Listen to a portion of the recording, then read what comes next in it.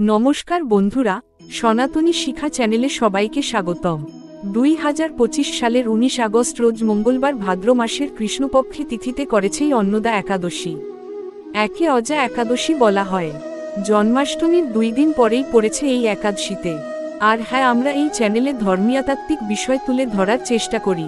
নিয়মিত জ্ঞান লাভ করতে লাইক ও সাবস্ক্রাইব করুন আমাদের চ্যানেলটিকে। কমেন্টে জয় রাধে লিখতে ভুলবেন না। এই ব্রত পালন করলে জীবনে অন্নাভাব দূর হয়, সংসারে সুখ সমৃদ্ধি আসে, অনেক অনেক পাপনাশ হয়।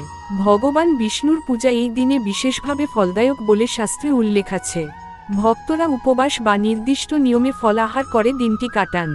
শাস্ত্র অনুযায়ী যে ভক্ত ভগবান বিষ্ণুর নামস্মরণ করে, অন্ন দান করে ও ব্রত পালন করে, তার জীবনে কখনো অভাব আসে না।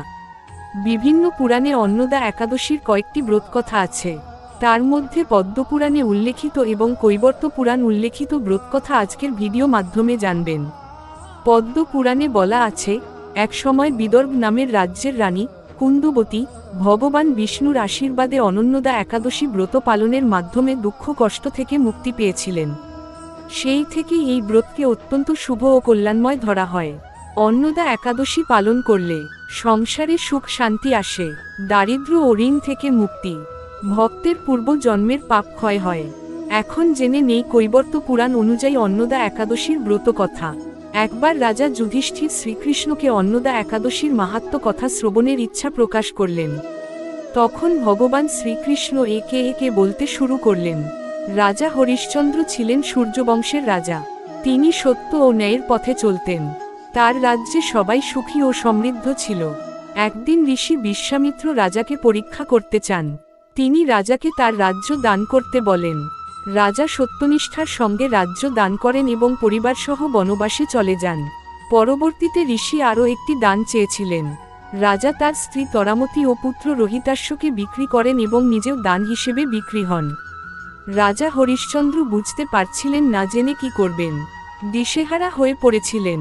অন্নাভাবে দারিদ্র্যে তিনি পীড়িত হচ্ছিলেন। তখন কোন উপায় করতে না পেরে তিনি গৌতম মুনির সান্নিধ্য গ্রহণ করলেন। জিজ্ঞাসা করলেন, হে মুনিবর, আমায় কিছু উপায় বলুন যার ফলে আমি সংকট রক্ষা পেতে পারি। মুনিবর তখন জানালেন, ভাদ্র মাসের কৃষ্ণপক্ষের অন্নদায় একাদশী পালন করলে সব পাপ থেকে মুক্ত হওয়া যায়, সকল বাধা বিপত্তি কেটে যায়। পরবর্তীতে রাজা হরিশ্চন্দ্র এই অন্নদা একাদশী পালন করার ফলে সব সংকট থেকে মুক্ত হয়েছিলেন। এখন জেনে নেই অন্নদা একাদশীতে কি কি খাওয়া যাবে না। 1. অন্ন ভাত চালজাত খাবার একাদশীতে চাল খাওয়া নিষিদ্ধ। 2. ডাল ও ডালজাত খাবার যেমন মুগ ডাল, মসুর ডাল, বুট ডাল। 3. ছোলা, রাজমা, মটরশুঁটি জাতীয় শস্য। 4. লবণ, অনেকে একেবারে লবণ বাদ দেন, আবার অনেকে শুধু সেন্ধা লবণ ব্যবহার করেন। 5. মাংস, মাছ, ডিম, রসুন, পেঁয়াজ এগুলো সম্পূর্ণ বর্জনীয়। 6. তামাক, মদ, চা কফি শাস্ত্রে মানা আছে। আর এখন দেখে নেই কি কি খাওয়া যাবে যদি নির্জলা উপবাস না করো। ফল, কলা, আপেল, পেয়ারা, আঙুর ইত্যাদি। দুধ, বাদাম, কিশমিশ, নারকেল, সেন্ধা লবণ দিয়ে তৈরি ফলাহার, সাবুদানা, মিষ্টি আলু, লাউ, কুমড়ো। একাদশীর নিয়ম হচ্ছে, যা খাবে তা ভগবানকে আগে নিবেদন করবে।